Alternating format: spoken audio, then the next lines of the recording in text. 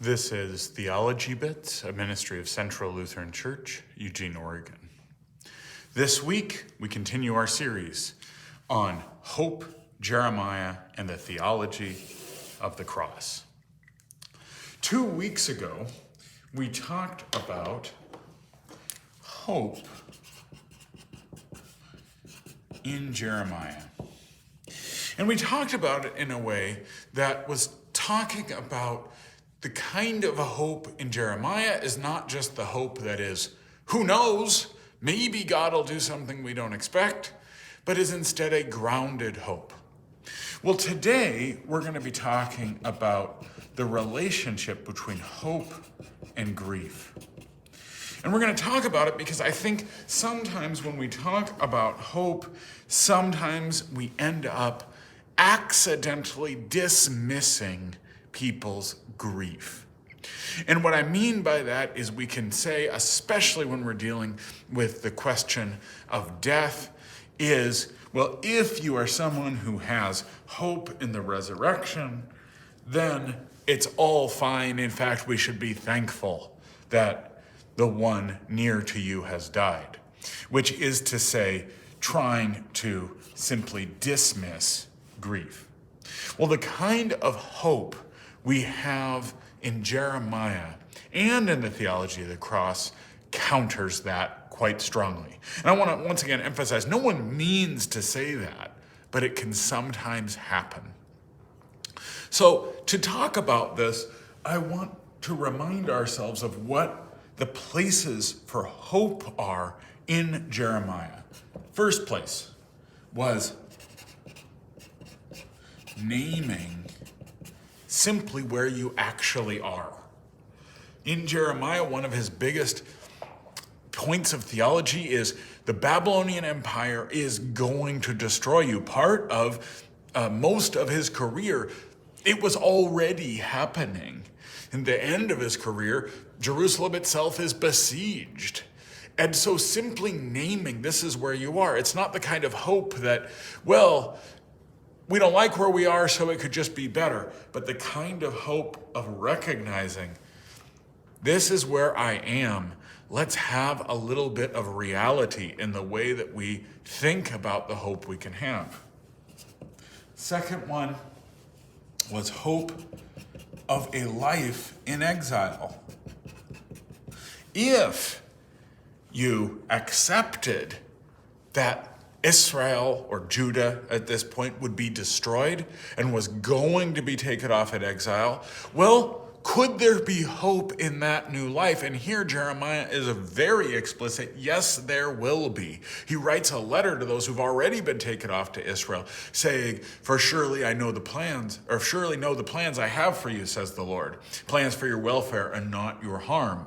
To say that the life in exile can have hope in it. It's not all destroyed. Even though you lose the nation, you're not going to lose everything. Third, the temple.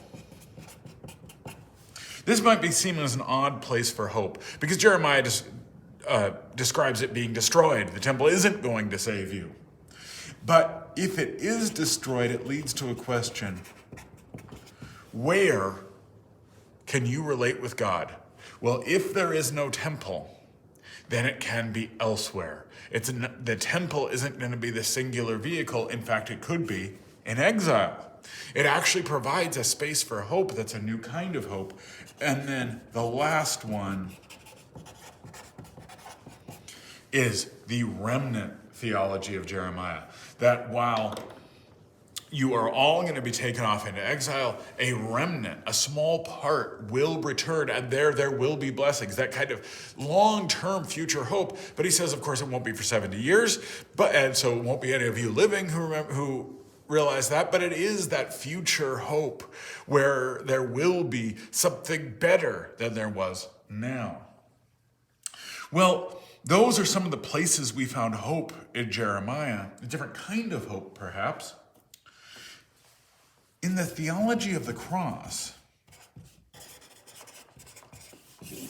that we explored in our last video, we saw 4 points Theology of the cross recognizes who God is, what the human reaction to God should be, because God is a God of grace, humans should be responding in grace and love. And then, because humans don't do that, we see the human condition and God's solution to the human condition.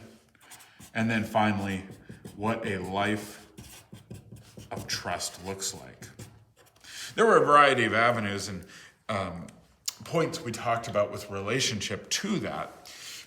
And one of the major components was the theology of Deus absconditus, the hidden God, that humans do not know who God is, and that God is only revealed in particular ways, and in the theology of the cross, in the action of the cross, in the way God addresses death.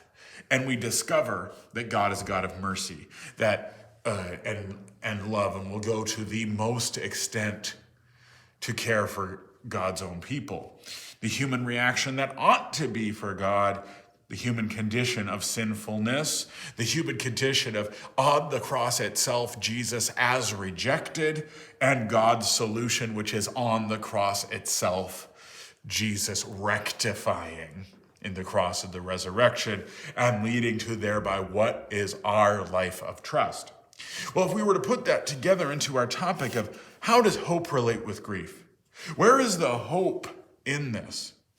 Well, one aspect is none of the aspects of hope in Jeremiah dismiss grief. To name where you are is destruction. And that's not hypothetical or metaphorical destruction, but real destruction. And maybe we could understand why it's happening in Jeremiah, but that doesn't change that it is happening. The why question's a good question, but the loss remains a real loss. We might explain it, but the feeling is still there. There is still grief. Secondly, life in exile. Well, there will be life in exile. Will it be a good life? Well, it could be. It might not be. Remember, one of the aspects of theology of the cross is that it was not about success or failure. So is this the good life that we always dreamed? Well, of course not. Having to be taken off into exile, having to be taken off as servants in another land, not knowing what's going to happen. There's life, there's hope, but it might not be the same.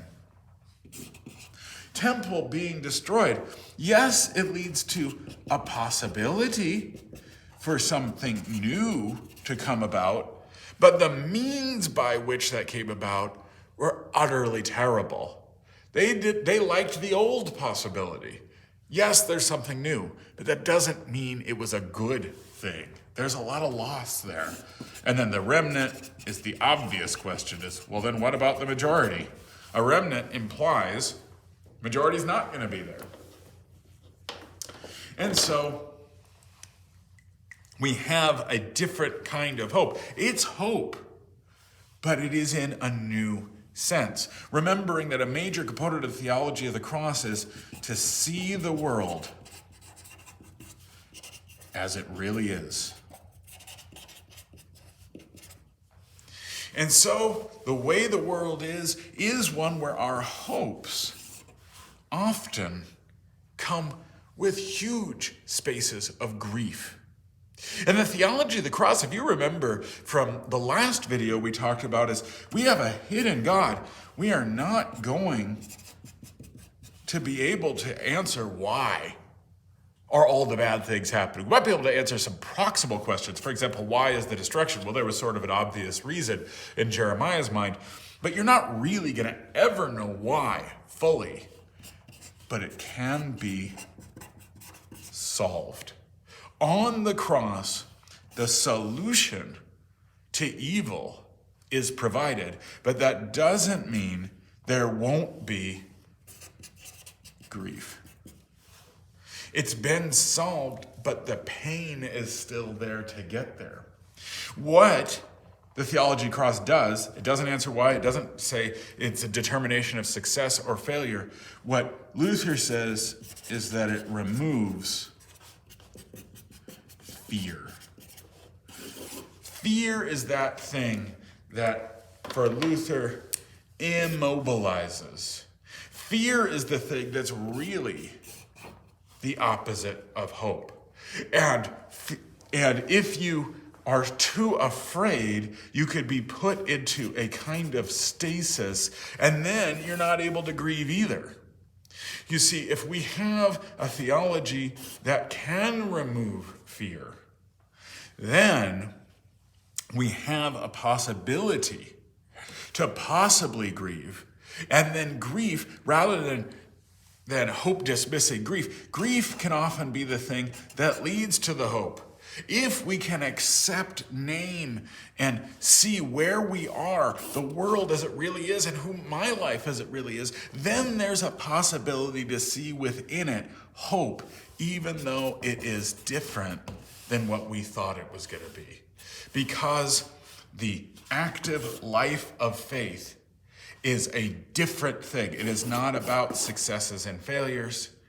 It is about the way the hidden God is alive for us at all times.